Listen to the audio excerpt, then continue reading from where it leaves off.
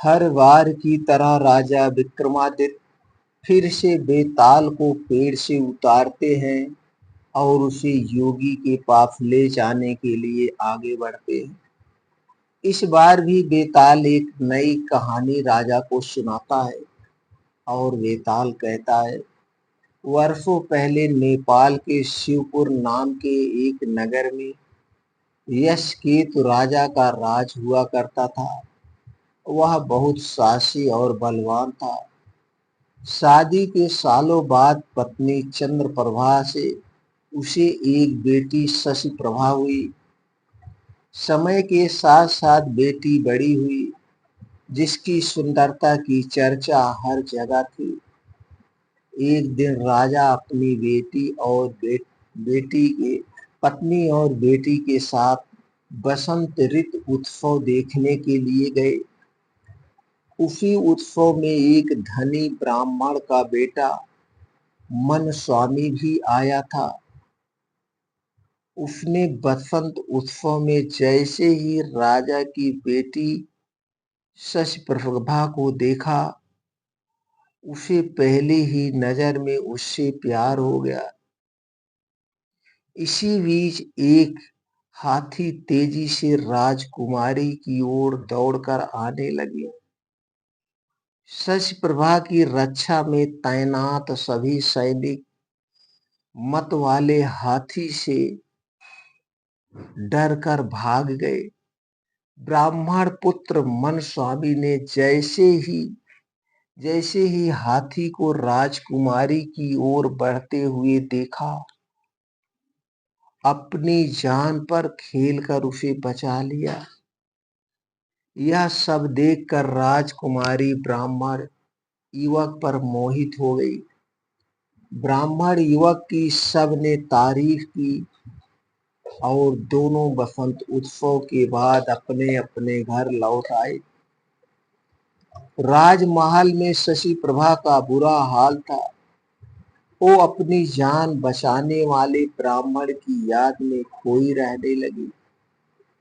दूसरी ओर ब्राह्मण युवक भी शशि प्रभा से दोबारा मिलने के लिए बेचैन था। राजकुमारी से मुलाकात कैसे हो, यह सोचते सोचते वो एक सिद्ध पुरुष के पास पहुंच गया। मन स्वामी ने अपने मन का सारा हाल उसे बताया।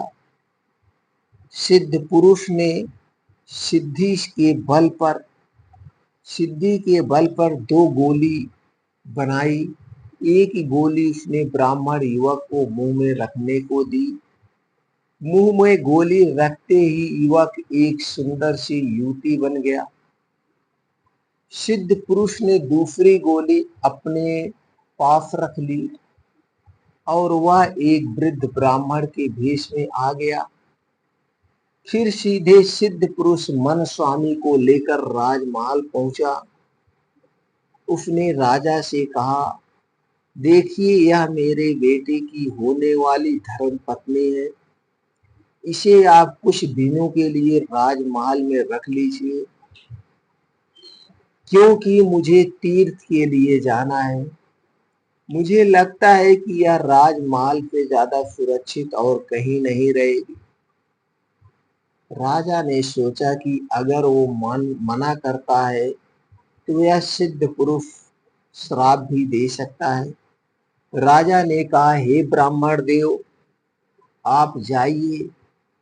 आपके बेटे की होने वाली पत्नी हमारे यहाँ सुरक्षित रहेगी।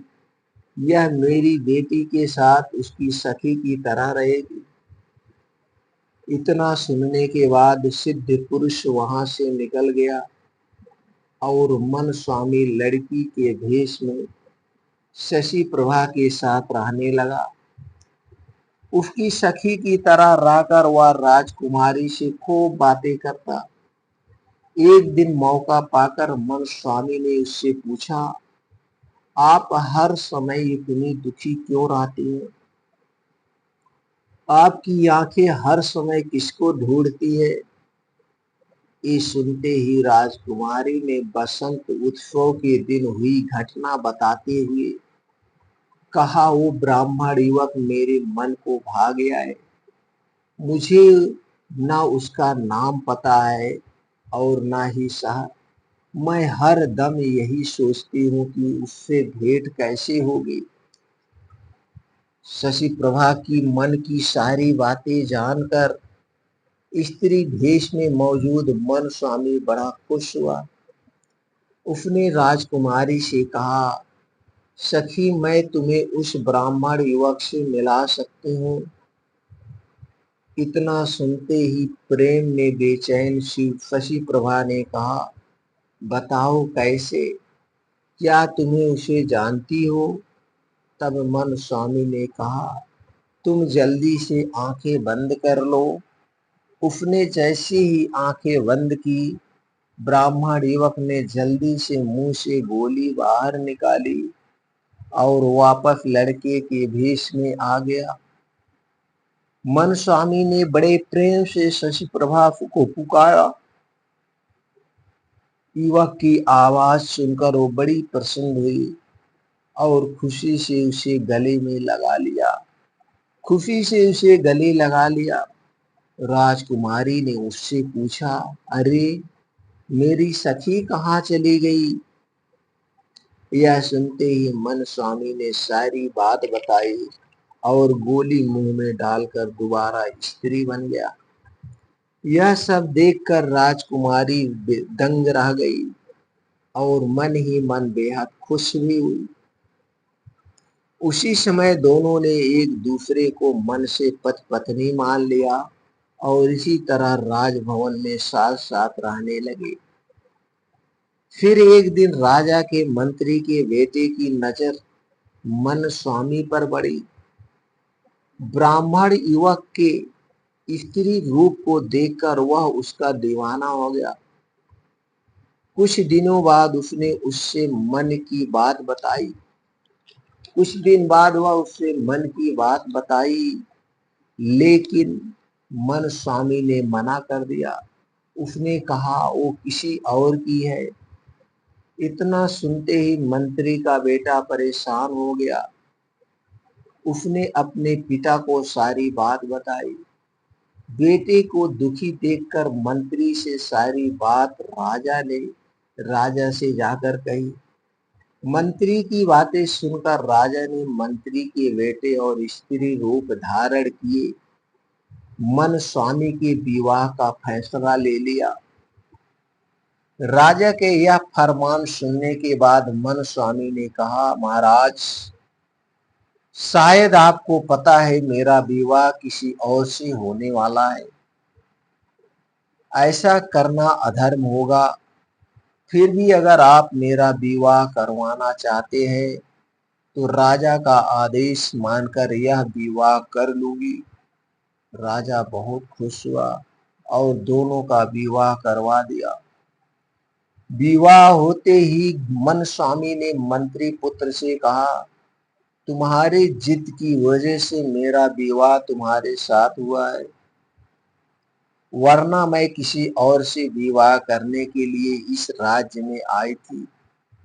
अब तुम्हें इस पाप को धोने के लिए, तीर्थ करने के लिए जाना होगा। प्यार में पागल मंत्री पुत्र ऐसा ही करता है। एक दिन सिद्ध पुरुष दोबारा ब्राह्मण के भेष में राजमहल पहुंचता है।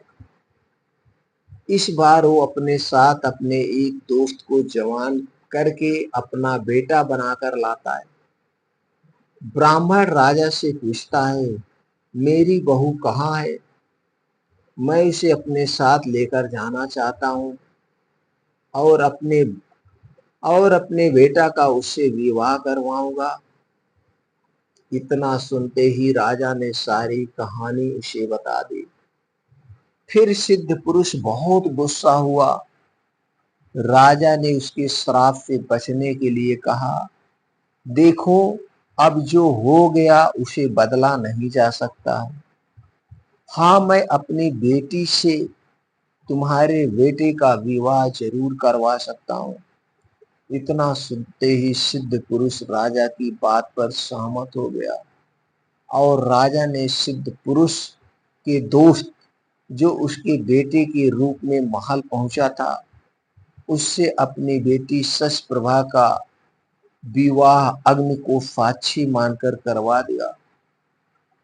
इसी बीच मन स्वामी वहां अपने असली भेष यानी पुरुष रूप में पहुंचता है और शशप्रभा को अपनी पत्नी बताता है। इतना सुनते ही बेताल ने कहानी सुनाना बंद कर दिया। उसने कहा, राजन, अब तुम बताओ शशप्रभा किसकी पत्नी है? विक्रमादित्य ने कोई जवाब नहीं दिया। फिर गुस्से में बेताल ने कहा, जवाब दोगे या तुम्हारी गर्दन धड़ से अलग कर दूं? कुछ देर सोचकर विक्रमादित्य कहते हैं, शशि प्रभा उस लड़के की पत्नी है जिससे उसने अग्नि को साक्षी मानकर शादी की थी। मन स्वामी घर में भेष बदल कर रह रहा था और चोरी से शशप्रभा से मिलता था। यह जवाब सुनकर बेताल ने कहा, तुमने बिल्कुल सही जवाब दिया है। अब तुमने सही जवाब दे दिया है तो मैं फिर से उड़ा राजन। ऐसा कहकर एक बार फिर से बेताल दोबारा पेड़ पर जाकर उल्टा लटक जाता है। विक्रम फिर उसके पीछे दौड़ता है पकड़ने के लिए। क्या दोस्तों विक्रम दोबारा बेताल को पकड़ पाएगा या फिर बेताल कोई नई कहानी सुनाएगा? इसे जानने के लिए दोस्तों फिर मिलते हैं अगली कहानी में। मित्रों, इसी तरह से महाराजा विक्रमादित्य की साहस की कहानियां, महाराजा विक्रमादित्य की न्याय की कहानियां सुनने के लिए अगली कहानी जरूर सुने दोस्तों। इन कहानियों से हमें बहुत ज्यादा ज्ञान प्राप्त होता है। फिर मिलते हैं मित्रों अगले कहानी।